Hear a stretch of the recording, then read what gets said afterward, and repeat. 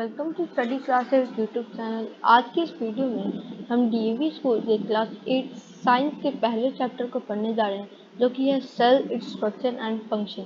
तो चलिए चैप्टर को स्टार्ट करते हैं।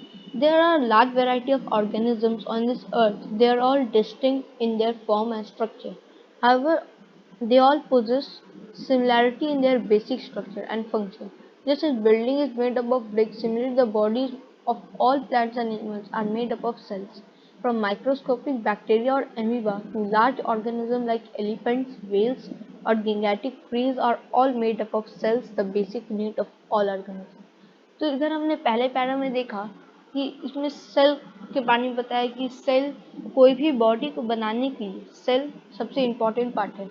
जैसे कोई भी बिल्डिंग को बनाने के लिए हम ब्रिक का यूज़ करते हैं, वैसे ही कोई भी बॉडी को, लिविंग ऑर्गेनिज्म की बॉडी को, जैसे प्लांट्स, एनिमल्स या फिर माइक्रोस्कोपिक बैक्टीरिया और एमीबा की बॉडी को बनाने के लिए सेल का यूज़ होता है। ट्रीज को भी बनाने के लिए सेल का यूज़ होता है और सेल बेसिक यूनिट होता है of life of all organisms. चलिए सेकंड पैरा को पढ़ते हैं. Some cells exist as unicellular organisms, single-celled individuals, while others are a part of multicellular organisms. Certain basic functions like nutrition, respiration, growth, development, and reproduction are performed by the cells in all organisms. These functions are essential for the survival of the organism. We therefore regard the cell as a basic structural as well as functional unit of all organisms. तो हमने इधर second para में पढ़ा कि unicellular organism और multi cellular organism. Unicellular organism मतलब होता है सिंगल सेल इंडिविजुअल, मतलब उसमें एक सेल बस रहता है यूनिसेलुलर ऑर्गेनिज्म। एग्जांपल है एमीबा। और मल्टी सेलुलर ऑर्गेनिज्म में बहुत सारे सेल्स होते हैं और ये सब फंक्शन जैसे न्यूट्रिशन है, respiration, growth, development and reproduction, ये सब सेल से परफॉर्म होते हैं। और सेल जो होता है वो functional unit of living organism माना जाता है, क्योंकि सब फंक्शन हम सेल के हेल्प से करते हैं। तो चलिए अब आगे बढ़ते हैं। In this chapter we will study about variety in the shape, size and structure and the function of the cell of different organism. तो चलिए अब नेक्स्ट टॉपिक को पढ़ते हैं, जो कि है discovery of cell. Cell are the basic structural unit of all organism or living beings. They remain undiscovered for a long time because the majority of the cells are too small to be seen by the unaided eye. It was only after the advent of optical instruments in the 17th century that the cell was discovered and its basic features were studied. तो हमने discovery of cell बहुत बाद हुआ, क्योंकि पहले हम लोग के पास इंस्ट्रूमेंट्स नहीं थे, जैसे माइक्रोस्कोप ये सब नहीं था, इसलिए सेल बहुत छोटा होता है, वो हम अपने नेक टाइप से नहीं देख सकते, इसलिए हमें इंस्ट्रूमेंट चाहिए होता है, जो कि 17th सेंचुरी में बना था और उसी टाइम सेल डिस्कवर्ड हुआ था। और सेल रॉबर्ट हुक जो साइंटिस्ट थे, ये पहले साइंटिस्ट थे जो 1665 में observed thin slices of cork obtained from the bark of a tree through self-designed microscope. He observed that they had honeycomb-like structures consisting of little compartments. In Latin, cell means a little room. It was later explained that these compartments were actually dead cells bound by a cell wall. तो Robert Hooke ने अपने खुद से बनाया, जो उन्होंने खुद से माइक्रोस्कोप बनाया था, उससे उन्होंने 1665 में एक बाग, ट्री का कोई बाग, एक पार्ट होता है जो ट्रंक में होता है, उसे जब देखा अपने माइक्रोस्कोप से, उन्होंने देखा कि हनीकॉम्ब जैसे स्ट्रक्चर थे उसके अंदर। तो उसी टाइम से फिर सेल डिस्कवर हुआ और वो जो हनीकॉम्ब लाइक स्ट्रक्चर थे वो डेड सेल थे और उनको एक सेल वॉल पूरा सराउंड किया हुआ था। और लैटिन में सेल का मतलब होता है लिटिल रूम। तो चलिए नेक्स्ट टॉपिक को बताते हैं, वो है द सेल।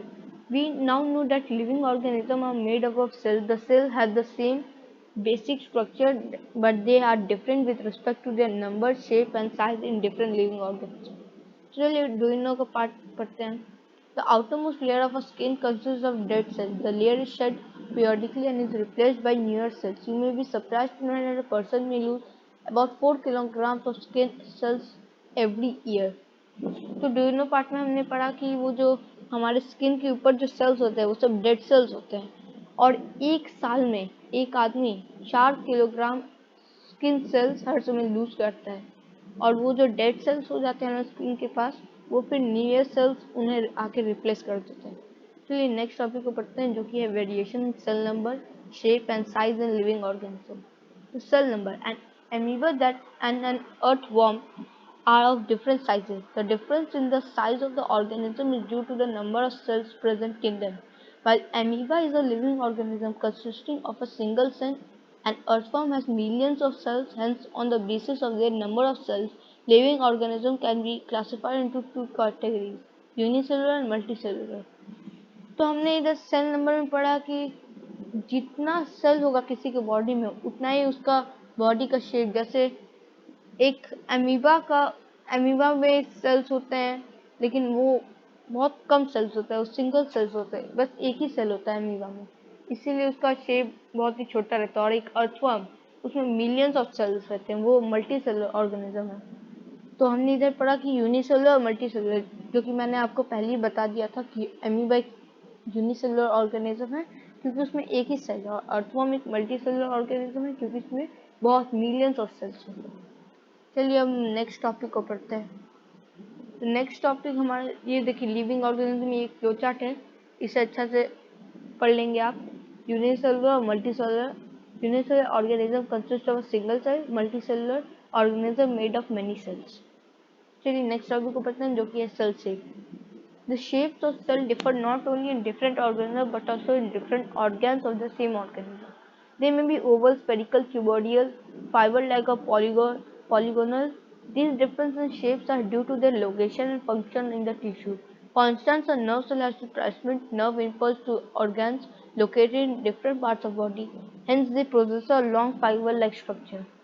तो सेल शेप में हमने पढ़ा कि जो सेल्स होते हैं वो डिफरेंट शेप्स के हो सकते हैं। जैसे एक ही ऑर्गेनिज्म में डिफरेंट डिफरेंट टाइप शेप के सेल हो सकते हैं। जैसे ह्यूमन है, ह्यूमन के कोई भी ऑर्गन में दूसरे सेल होते हैं, वो डिपेंड करता है कि कैसा, कौन सा उसका फंक्शन है।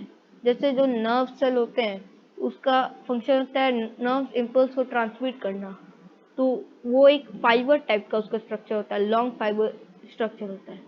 और भी बहुत सारे स्ट्रक्चर होते हैं सेल के, जैसे ओवल, स्पेरिकल, क्यूबोइडल, फिर पॉलीगोनल। तो ये नेक्स्ट टॉपिक को पढ़ते हैं, जो कि है cell size.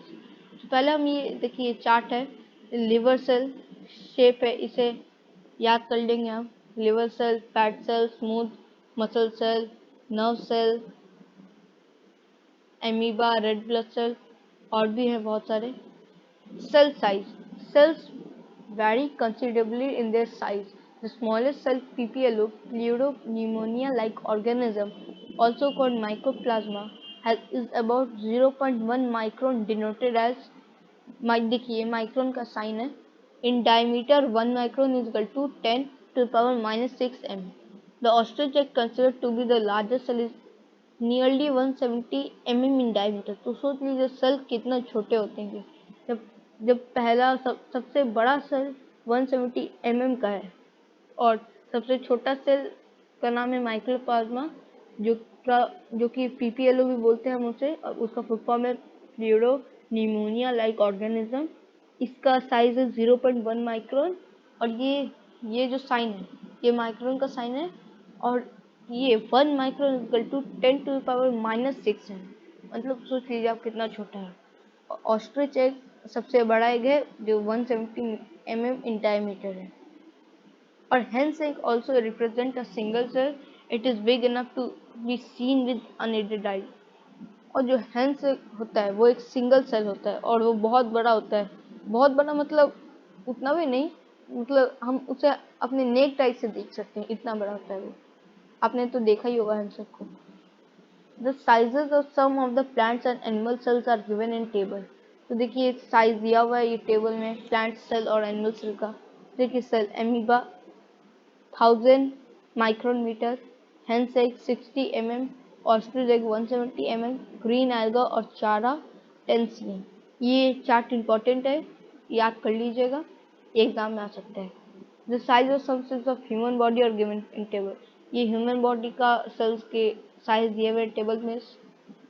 Sales of human body, red blood cell का 9 माइक्रोन मीटर, लिवर सेल का 20 माइक्रोन मीटर, ह्यूमन ओवम का 0.1 mm और 100 माइक्रोमीटर, नर्व सेल का अबाउट 1 मीटर।